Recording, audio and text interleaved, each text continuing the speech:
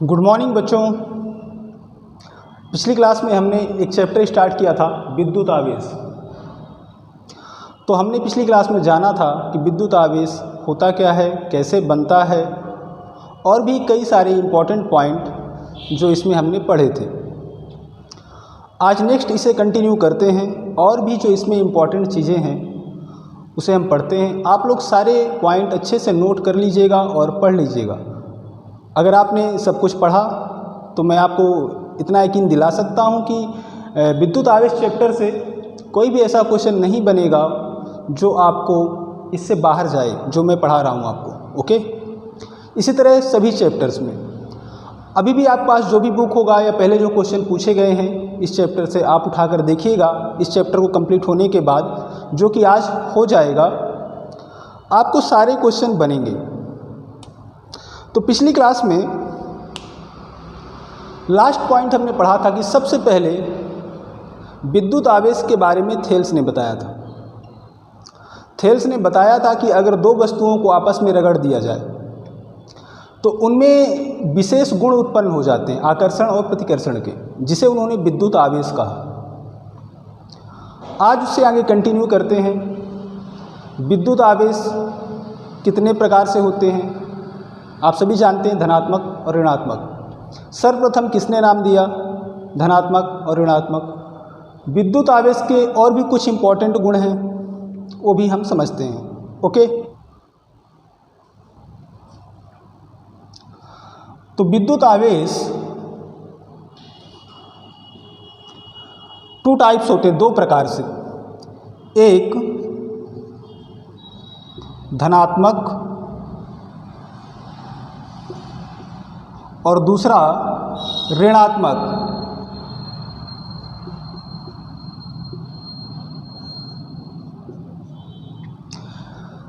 ये नेम सर्वप्रथम Benjamin Franklin ने दिया। किसने? बेंजामिन फ्रैंकलिन ने।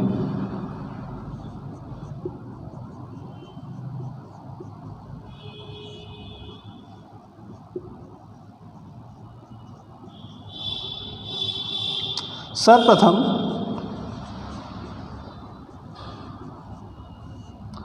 धनात्मक और ऋणात्मक आवेश जो नाम है किसने कहा?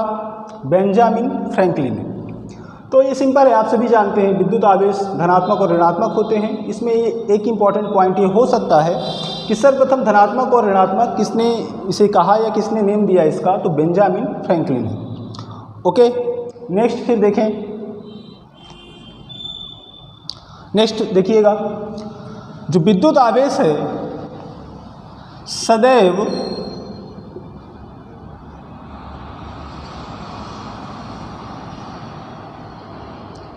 द्रव्यमान से संबद्ध होता है।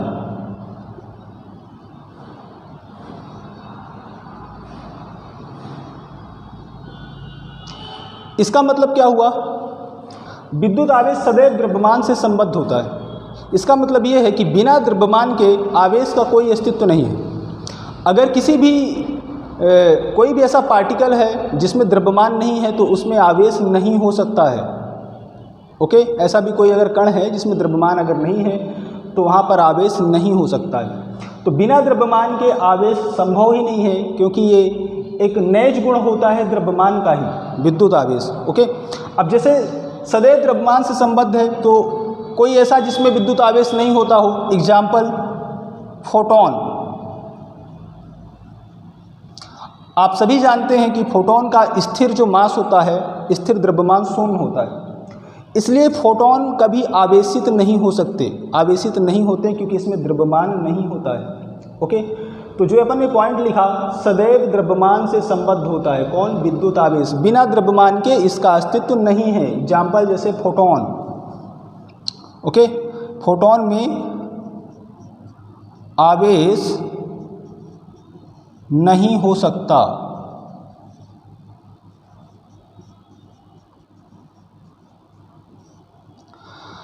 तो जिनमें भी द्रव्यमान है उनमें आवेश हो सकता है। कोई भी ऐसी वस्तु जिसमें द्रव्यमान है या कोई भी ऐसा कण, बट जिसमें द्रव्यमान नहीं है उसमें आवेश नहीं हो सकता है, क्योंकि ये आवेशित कभी नहीं हो सकते हैं फोटोन। फिर इसमें थर्ड पॉइंट, इतना आप कॉपी करो, फिर मैं इसे हटा रहा हूँ क्योंकि उधर जगह नहीं लिखने का, इधर ही लिखूँगा मैं। फिर देखें नेक्स्ट, जो विद्युत आवेश है पदार्थ को निर्मित करने वाले मूल कणों का नेज गुण है। जो पदार्थ को निर्मित करते हैं, जिनसे पदार्थ बनता है, एटम जैसे हो गया, एटम से मिलकर सब कुछ बना हुआ है, तो पदार्थ को निर्मित करने वाले जो मूल कण हैं उनका नेज गुण होता है विद्युत आवेश। ओके,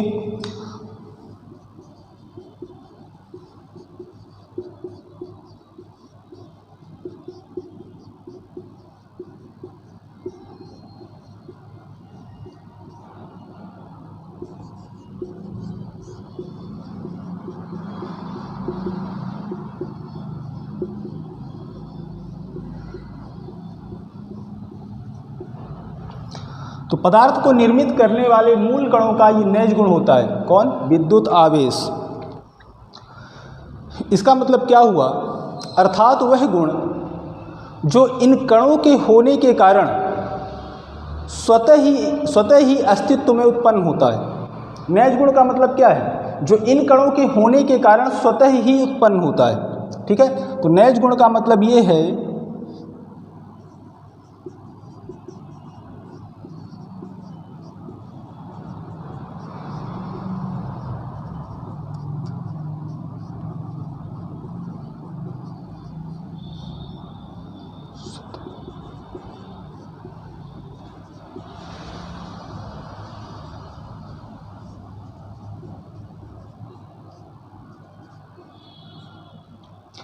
तो नेज गुण क्या होता है? हमने पढ़ा जो विद्युत आवेश है पदार्थ को निर्मित करने वाले मूल कणों का नेज गुण है। ओके, नेज गुण का मतलब क्या? अर्थात इन कणों के होने के कारण, अगर ये कण है तो मास है, द्रव्यमान है, इन कणों के होने के कारण स्वतः ही उत्पन्न होता है। ओके, तो ये इंपॉर्टेंट पॉइंट है, इसको आप लोग नोट कर लीजिए। फिर नेक्स्ट, जैसे अभी हमने जाना बेंजामिन फ्रैंकलिन ने बताया कि आवेश दो प्रकार के हैं, एक उन्होंने धनात्मक बोला और एक को ऋणात्मक, उन्होंने उसका नाम दिया। तो अब आगे हम पढ़ने वाले हैं कि अगर एक समान आवेश हो, जैसे धनात्मक या तो ऋणात्मक, तो उनके बीच क्या होगा? आकर्षण होगा या प्रतिकर्षण। अगर विपरीत आवेश हैं तो उनके बीच क्या होगा? ओके, तो चलिए समझते हैं।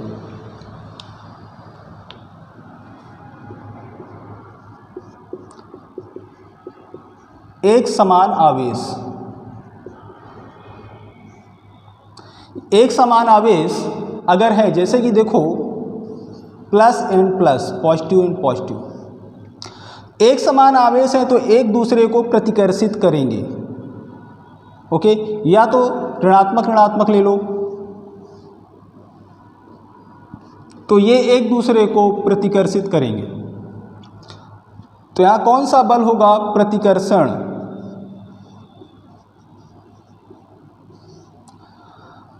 तो अगर एक समान आवेश हैं तो उनमें आपस में प्रतिकर्षण का बल लगता है। ओके, और अगर हम विपरीत आवेश ले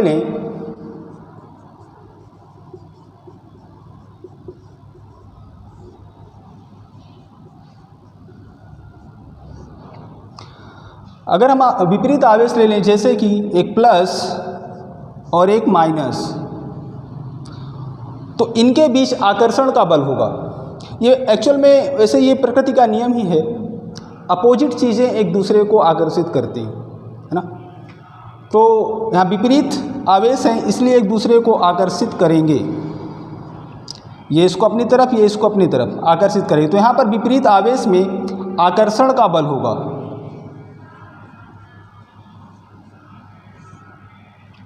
ठीक है, सिंपल है ये।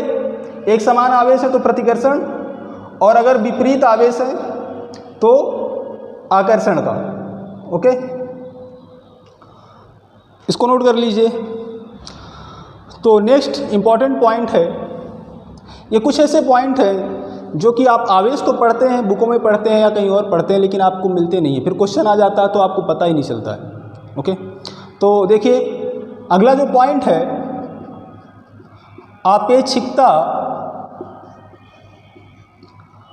अपेक्षिकता के संदर्भ में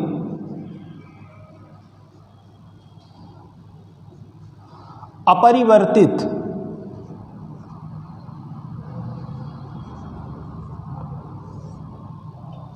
आपेक्षिकता के संदर्भ में अपरिवर्तित। आपने सापेक्षिकता का सिद्धांत अल्बर्ट आइंस्टीन का सुना होगा। उसमें उन्होंने कहा है कि जो द्रव्यमान होता है सापेक्ष होता है, वो स्पीड पे, वेलोसिटी पे डिपेंड करता है। अगर स्पीड बढ़ेगी, लाइट के आसपास अगर स्पीड जाने लगेगी तो मास बढ़ने लगता है, और अगर स्पीड लाइट की स्पीड के इक्वल हो गई तो फिर मास मीन्स द्रव्यमान अनंत हो जाता है, इन्फिनाइट। ओके, तो मास तो डिपेंड करता है स्पीड पे, अगर स्पीड बढ़ेगी तो मास बढ़ता जाता है, परंतु विद्युत आवेश इस पे आपेक्षिकता के संदर्भ में अपरिवर्तित है, मीन्स ये वेलोसिटी वेग पे निर्भर नहीं करेगा। ओके, तो लिख लेते हैं आप चाल परिवर्तित होने से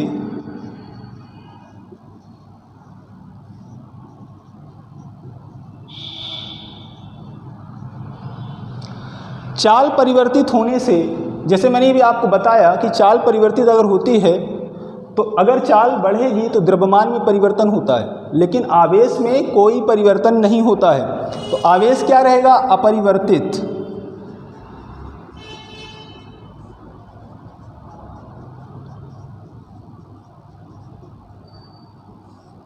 आवेश अपरिवर्तित रहेगा और द्रव्यमान परिवर्तित होगा।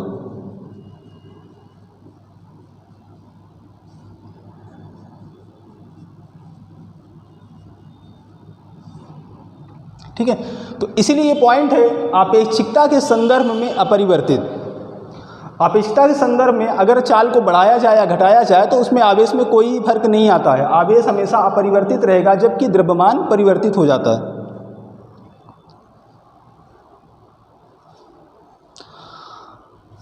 अब कुछ और भी इम्पोर्टेंट पॉइंट है, पहले भी एग्जाम पे पूछे गए हैं, जो हम लिखने जा रहे हैं। देखो, अगर आवेश स्थिर है, स्थिर आवेश अगर कोई आवेश अगर स्थिर है तो वो विद्युत क्षेत्र उत्पन्न करता है। ओके, और अगर आवेश एक समान गति से गतिशील है तो विद्युत क्षेत्र और चुंबकीय क्षेत्र दोनों उत्पन्न करता है।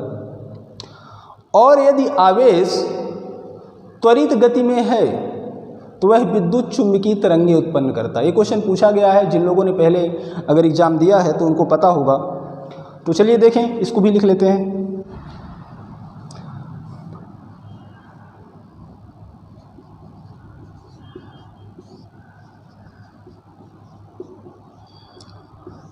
स्थिर आवेश, अगर आवेश स्थिर है तो विद्युत क्षेत्र उत्पन्न करता है। ओके,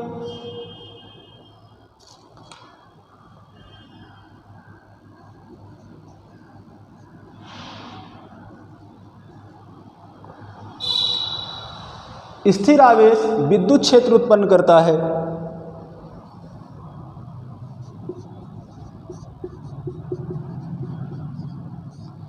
एक समान गति से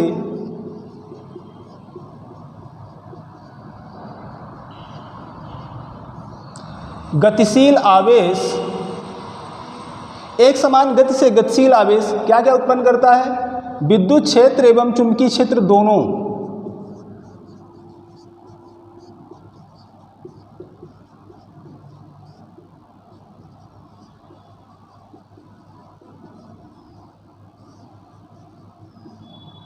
ठीक है, अगर एक समान गति से आवेश गतिशील है तो विद्युत क्षेत्र और चुंबकीय क्षेत्र दोनों उत्पन्न करेगा।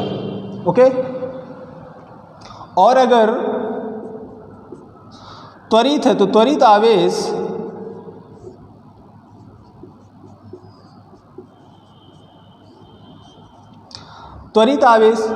क्या उत्पन्न करेगा? विद्युत चुंबकीय तरंगें।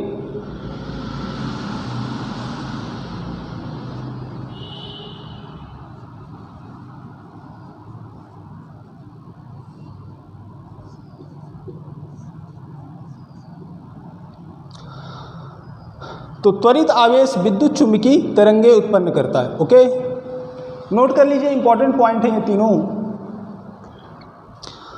साइंस आप लोग ठीक से पढ़िएगा, जितना मैं पढ़ाऊँ अच्छे से समझ कर पढ़िएगा। ओके, बहुत ज़्यादा टफ नहीं होता है अगर ठीक से समझ लिया जाए, लेकिन अगर रटने बैठेंगे ना तो बहुत सारा हो जाएगा। तो आपको समझना है और अच्छे से पढ़िए। साइंस का इम्पोर्टेंट रोल है एग्ज़ामों में। चलिए अब आगे बढ़ते हैं।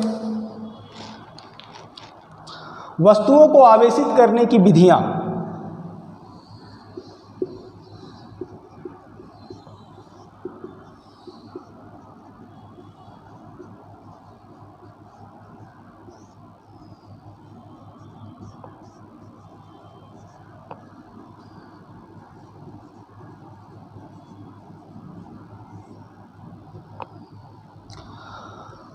वस्तुओं को आवेशित करने की विधियां, इसे थोड़ी समझ लेते हैं।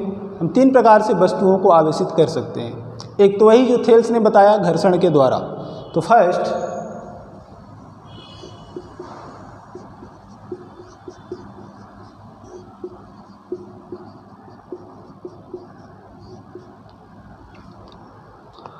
घर्षण के द्वारा कैसे? 2 वस्तुओं को आपस में रगड़कर। ओके, जब आप 2 वस्तुओं को रगड़ेंगे तो उनमें आवेश उत्पन्न हो जाता है।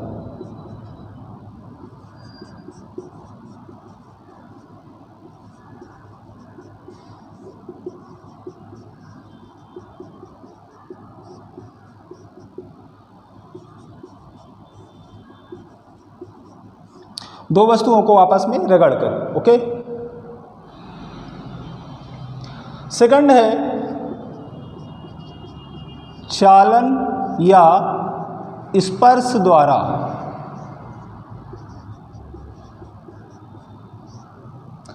चालन या स्पर्श द्वारा। अब देखो इसमें प्रश्न कैसे बनेगा। अगर आपको क्वेश्चन ऐसा पूछा गया कि चालन द्वारा अगर एक वस्तु से दूसरे वस्तु में आवेश उत्पन्न होता है तो यह कैसा आवेश होगा? एक समान आवेश होगा, विपरीत आवेश होगा, कैसे? तो समझते हैं एक्चुअल में चालन या स्पर्श द्वारा आवेश कैसा। इसमें एक समान आवेश रहता है। क्यों? देखिएगा,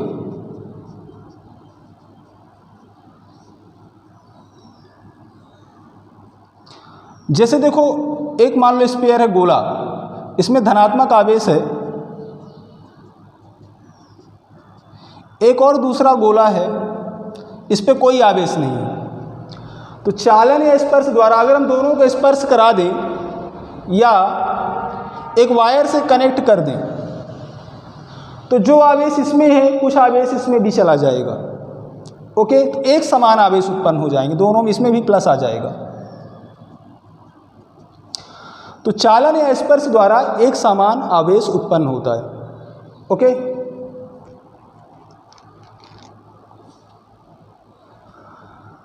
थर्ड नंबर, प्रेरण द्वारा।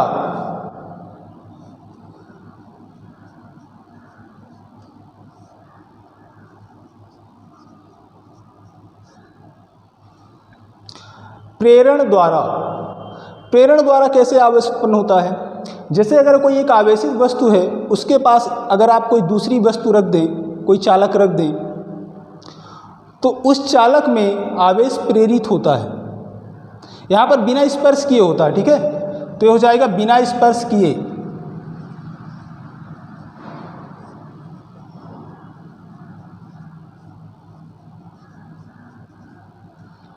प्रेरण कैसे होता है? अगर स्पर्श करा देंगे तो चालन हो जाएगा। प्रेरण द्वारा बिना स्पर्श किए। ओके, इसमें कैसा आवेश होता है? विपरीत आवेश। अभी मैं बताऊंगा, समझाऊंगा आपको।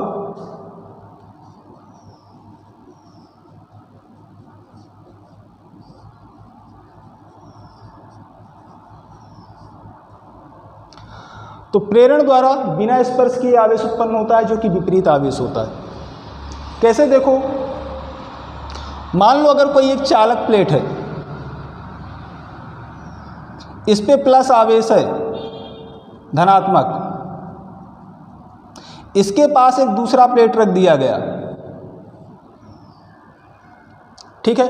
इसके पास कोई दूसरा प्लेट रख दिया गया, तो जो इस प्लेट के आवेश धन आवेश हैं, इसके अंदर देखो धन और ऋण दोनों रहेंगे, इसलिए इसका भी आवेश शून्य है। जो दूसरी प्लेट है उसमें धन और ऋण अभी बराबर है, इसलिए आवेश शून्य है। लेकिन इसके जो धनात्मक आवेश है, इसके ऋणात्मक आवेश को आकर्षित करेंगे तो ऋणात्मक आवेश इधर आ जाएंगे, अंदर साइड इस प्लेट में, और इसके धनात्मक आवेश बाहर साइड चले जाएंगे, क्योंकि धनात्मक धनात्मक को प्रतिकर्षित करेगा।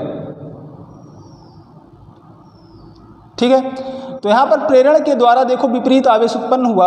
अगर आप इसे अर्थ से कनेक्ट कर दें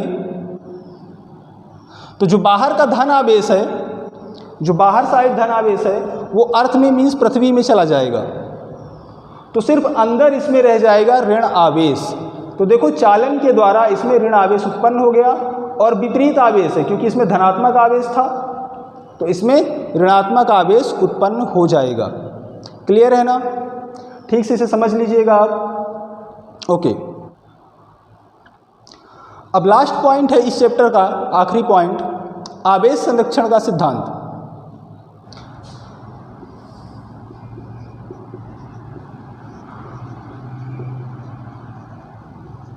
आवेश संरक्षण का सिद्धांत।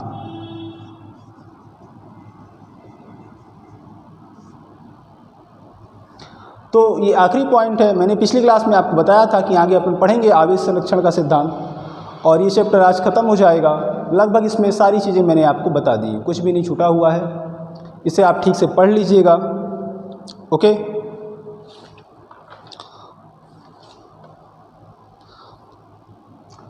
शायद अभी चलो पहले इसको पढ़ते हैं, फिर और कुछ चीज़ें हैं अभी जो बतानी है आपको। इसको पहले देखिए, आवेश संरक्षण का सिद्धांत क्या होता है। इसको किसने दिया? बेंजामिन फ्रैंकलिन ने।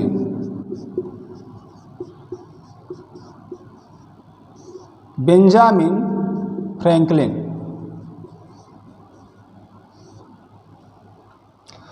तो आवेश संरक्षण का सिद्धांत बेंजामिन फ्रैंकलिन ने दिया। इन्होंने बताया कि आवेश को ना उत्पन्न किया जा सकता है और ना ही खत्म किया जा सकता है, ये बस एक पदार्थ से दूसरे पदार्थ में स्थानांतरित होता है। ब्रह्मांड का कुल आवेश संरक्षित है जो कि शून्य होता है।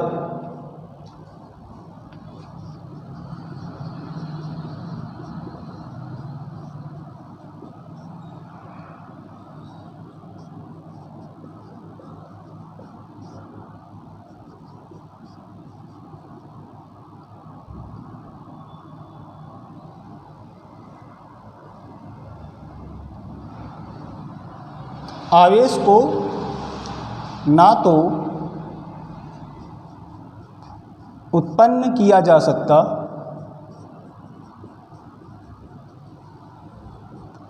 और ना ही खत्म।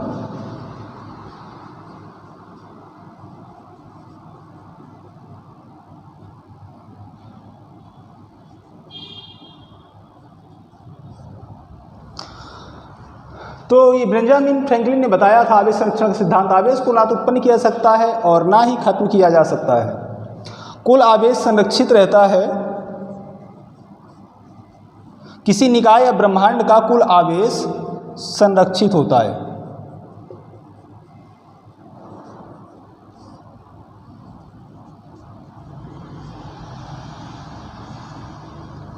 ओके, तो ये आवेश संरक्षण का सिद्धांत है, इसे नोट कर लीजिए। अभी कुछ पॉइंट हैं, आज अपन को ये चैप्टर ख़त्म करना है, कुछ पॉइंट बचे हुए हैं उनको भी लिखते हैं, तो इसे नोट करिए।